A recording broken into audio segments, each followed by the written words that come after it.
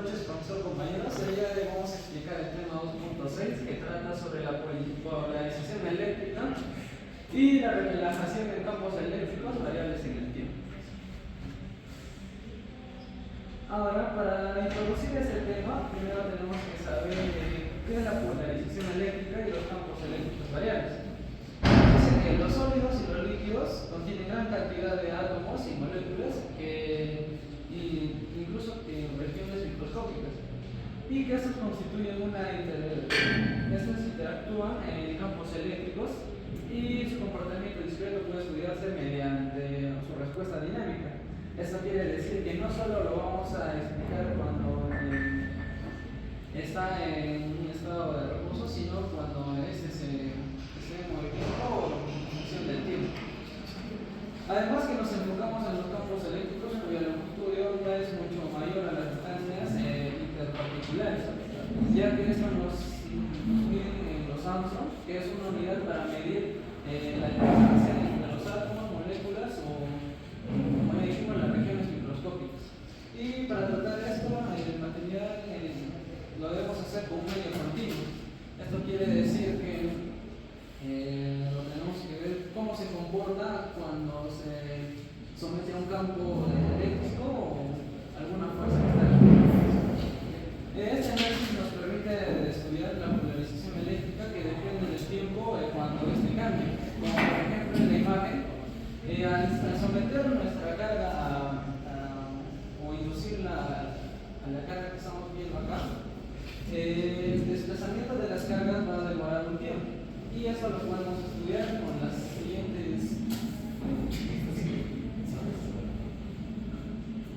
siguientes métodos. En este caso nos pide el dominio del tiempo, el cual se aplica un campo eléctrico en tipo escalón. Y eso es cómo evoluciona la polarización en el tiempo. Como vemos en la imagen, tenemos un gráfico de dominio del tiempo en el cual inducimos la polarización. Y se puede observar la relajación dialéctrica, cuál es la curva de decaída que usamos de color azul. Eso nos dice que cuando un material se somete a un campo eléctrico, este varía y aumenta paulatinamente con el tiempo. Pero cuando dejamos de introducir la carga, este no se desploma, o sea, no da una caída repentina, sino que es transitoriamente de acuerdo al tiempo. Y eso es a lo que le decimos en el dominio del tiempo. Y además que esta es una técnica simple para el análisis de datos más completos.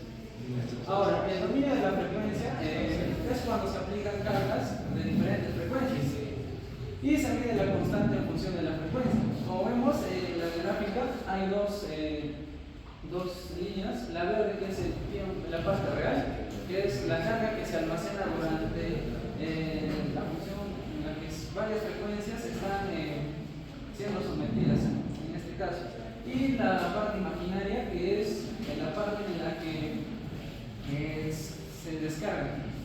Esto varía, como ya dije, con las frecuencias. Al someter diferentes cargas o frecuencias a nuestro material, esta reacciona de diferente manera. Y esta técnica de medición es más compleja, pero el análisis es más directo, que ya vamos a explicar más después. Y que ambos métodos, tanto el dominio del tiempo como el dominio de la frecuencia, conducen a los mismos resultados de acuerdo a las ecuaciones. Ahora, ¿cuál es la conexión entre ambos enfoques? Como nos dijo, como ya dije, estas se conectan por las ecuaciones. En este caso, el comportamiento de los materiales de dominio en el tiempo, como en la frecuencia, pueden ser explicadas por transformadas matemáticas. En este caso, nos dice que hay la de Fourier o la de Laplace. Estas transformadas permiten convertir la función del tiempo en la función de la frecuencia y así tener las ecuaciones que vamos a hacer más claras. Y que ambos describen la misma física. Tanto el dominio con el tiempo como la frecuencia muestran cómo responde el material a diferentes cargas eléctricas. En este caso, cómo reacciona con el tiempo y cómo reacciona con la frecuencia.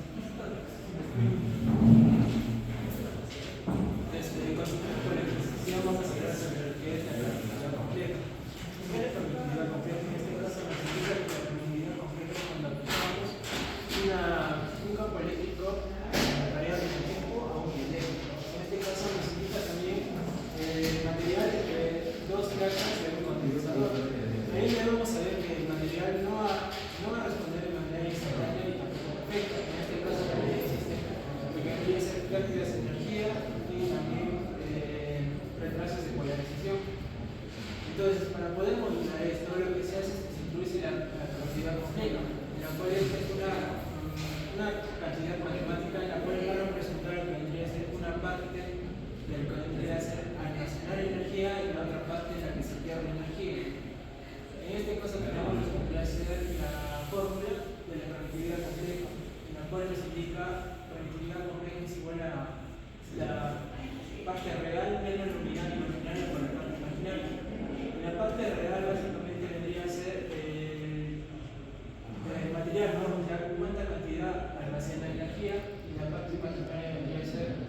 pérdidas dieléctricas.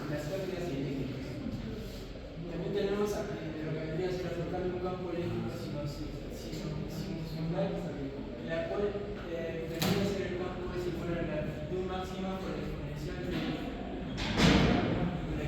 de unidad imaginaria por la frecuencia angular por el tiempo. En este caso también tenemos la corriente total, en la cual nos da la fórmula. La corriente total es igual a la conductividad eléctrica más la unidad imaginaria por la frecuencia angular. Todo esto multiplicado que vendría a ser la parte real de la parte imaginaria por la unidad imaginaria. Ahora tenemos lo que vendría a ser la ecuación de la tangente de pérdida eléctrica. En este caso nos da la tangente de pérdida eléctrica es igual a la permitividad relativa imaginaria sobre la permitividad, en la cual nos da el ámbito. Ahora, ¿esto qué nos quiere indicar? Que indica la proporción entre la parte en la que se pierde energía frente a la que se almacena. También debemos saber que la tangente de pérdida eléctrica, en este caso si es menor a 1, podríamos indicar que el material vendría a ser un buen dieléctrico.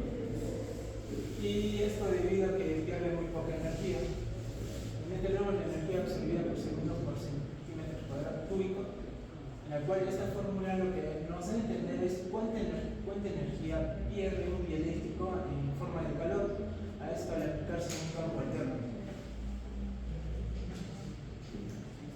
La polarización eléctrica del eléctrico en el tiempo. En este caso, ya antes han dicho sobre qué es la polarización. En este caso nos habla sobre 4 tipos, que vendría a ser electrónico, atómico y vibracional. También el salto y el grado espacial. En este caso, en el electrónico y en el atómico nos habla sobre cuál va a ser su comportamiento, ¿no? En este caso nos dice que si estos son menores a 10 elevado a la 12 segundos, nos indica que su respuesta va a ser instantánea. En cuanto a la electrónica y el atómico, ahora también tenemos la orientacional. En este caso, estas van a ser un poco lentas, lo cual van a tener un retraso temporal. El modelo matemático tenemos aquí en este caso la polarización es igual a lo que nos hace la polarización instantánea más la polarización retardos, en la cual vendría a ser la constante eléctrica menos 1, todo esto multiplicado por la permitividad del vacío y por el campo. Esto sumado también a la constante eléctrica menos la constante eléctrica óptica, igual por la permitividad del vacío y por el campo eléctrico. También tenemos lo que vendría a ser la relajación exponencial, despolarización y polarización. En este caso tenemos lo que vendría a ser la polarización, ¿no? El tiempo vendría a ser igual a la constante eléctrica menos la constante eléctrica estática y la óptica, por la permitividad en el vacío, por el campo y la exponencial elevada del tiempo sobre el campo, la cual vendría a ser el tiempo de la relajación, igual en la polarización. Esta vendría a ser la constante eléctrica menos la que vendría a ser la constante eléctrica la estática menos la constante eléctrica óptica, en la cual es la permitividad del vacío, por la permitividad del vacío por el campo. En este caso vendría a ser 9 la despolarización. En este caso 1 menos la exponencial de los tiempos sobre el tau 0, en la que vendría a ser el tiempo de relajación.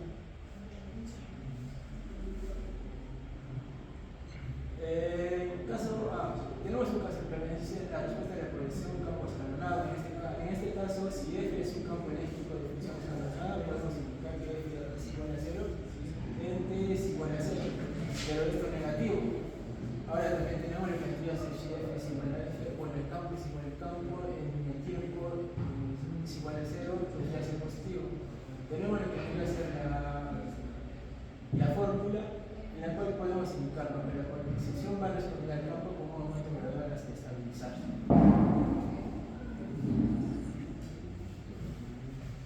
Bueno, continuando con la polarización bajo el campo en AC, tenemos, bueno, primero vamos a observar qué es un campo aplicado a una onda sinusoidal, donde el campo está relacionado sobre todo a la frecuencia angular.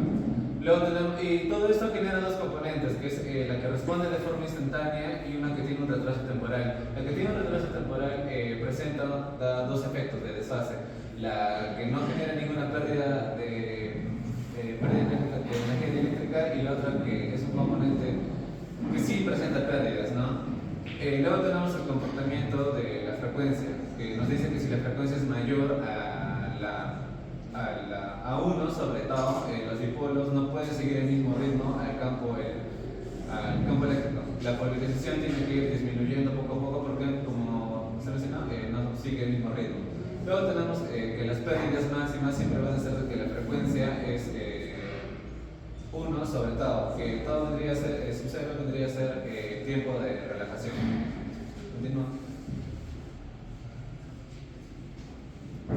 Luego tenemos la dispersión eléctrica y sus componentes. La dispersión eléctrica es la relación, la variación que tienen la permitividad y la polarización con la frecuencia. La descomposición de la polarización va en base a tres puntos, que es la infinita, que en este caso sería la constante o la inmediata, y la componente en fase, que sería P1, y P2, que sería la componente en desfase, la que presenta absorción de energía. El comportamiento de la frecuencia que podemos ver, por ejemplo, es llega a un punto máximo en el que la frecuencia es igual a 1 sobre tau, o el tiempo de relajación, y a medida que la frecuencia va avanzando tiende a infinito, la polarización va a tender de la misma forma a 0, va a llegar a 0, prácticamente va a ser 0. Podemos ver que el área que tiene la permitividad en P2 frente a la logarítmica de la frecuencia es directamente proporcional a los valores que mantiene, sin importar la dispersión que pueda tener esta más adelante. También tenemos que es suma importancia porque la dispersión determina cómo responde el eléctrico a distintos campos eléctricos alternos. Luego tenemos las relaciones de Kronos-Kronich que nos permiten, para empezar, ¿qué son? Conectan la parte imaginaria y la parte real de lo que podríamos calcular sobre conocer una de la otra. Son válidas para cualquier tipo de polarización, y si conoce una parte puedes conocer todo, prácticamente todo lo que puedes tener de la frecuencia. La interpretación física que tenemos es que ambas derivan de la misma función de decaimiento, se tienen el mismo origen, reflejan cómo el material almacena y disipa la energía, y cuando, por ejemplo, tienden a ser cero, se anulan las integrales, y lo que nos dice, igual como hemos visto en el gráfico anterior, es que el área bajo la curva que presenta la permitividad relativa frente a la logarítmica está relacionada directamente proporcional con los parámetros que mantienen. Esto independientemente de los mecanismos de recuperación, y se aplican cuando queremos medir una parte de la permitividad completa. Sería todo. Sí, sin más, Sí, es que no.